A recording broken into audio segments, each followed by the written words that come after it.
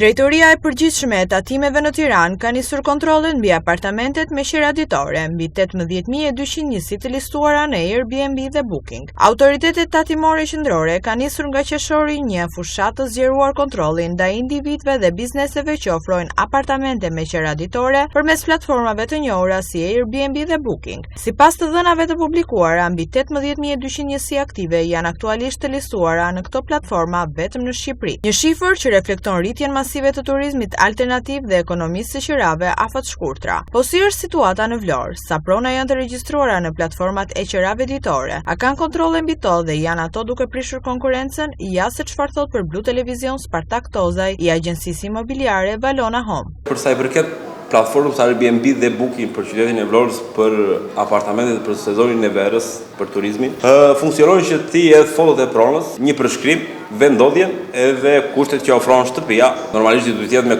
kushte optimale, sepse një që vinë për turizëm nuk vinë thjesht për të flëtur, vinë që të ketë kushte optimale shtëpia dhe ato janë dhe ato banesat që punojnë më shumë. Për sa i përket Airbnb dhe Booking na kanë prishur punë për sa i përket qirave afat gjatë, sepse është një problem i madh tani, duke qenë se të gjithë kërkojnë të punojnë me qira ditore dhe qira afat gjatë si për tuaj dhe për vendasit që punojnë si sezonal, por edhe afat gjatë nuk gjejnë një banesë për të jetuar tu është bërë një problem i madh.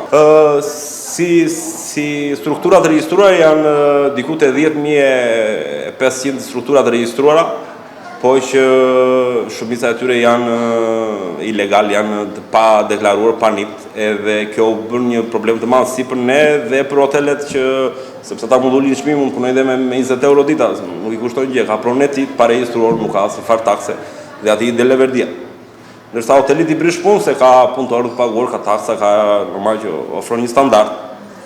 Dhe kjo është bërë një problem jo vetëm në Shqipëri, por në mendja dhe në qytete të zhvilluara si Franca, si Spanja dhe Italia është bërë një problem i madh. Por me sa duket, drejtoria e tatimeve në Vlorë nuk është në sintoni me qendrën, sipas informacioneve nga burime brenda administratës tatimore. Deri më tani nuk është ushtruar asnjë kontroll mbi platformat Airbnb dhe Booking. Ministria e Financave përmes sistemi Diva ka kërkuar që të gjithë pronarët e këtyre njësive të deklarojnë zyrtarisht aktivitetin e tyre në mënyrë që të jenë përputhje me legjislacionin fiskal dhe të shmangin penalitetet. Sipas njoftimeve zyrtare, deklarimi të ardhurave dhe pagesa e detyrimit tatimor është tashmë një domosdoshmëri për të gjithë ofruesit e këtyre shërbimeve. Strukturat përkatëse do të krahasojnë të dhënat e deklaruara në sistemin e fiskalizimit, ndërkohë që rastet me rrezik të lartë do të hetohen në bashkëpunim me autoritetet tatimore ndërkombëtare. Nga qershori deri në tetor, tatimet do të zhvillojnë verifikime të drejtpërdrejta në terren për të monitoruar subjektet dhe individët që ofrojnë apartamente me qira ditore. Këto kontrolle do të fokusohen në përputhshmërinë e veprimtarisë me ligjin, pagesën e tatimeve dhe zbatimin e detyrimeve që lidhen me fiskalizimin dhe licencimin. Autoritetet kanë paralajmëruar të gjithë subjektet e listuara në Booking apo Airbnb që të kryejnë vetë-deklarimin sa më parë në platformën Diva për të shmangur gjoba, hetime apo përjashtime nga aktiviteti.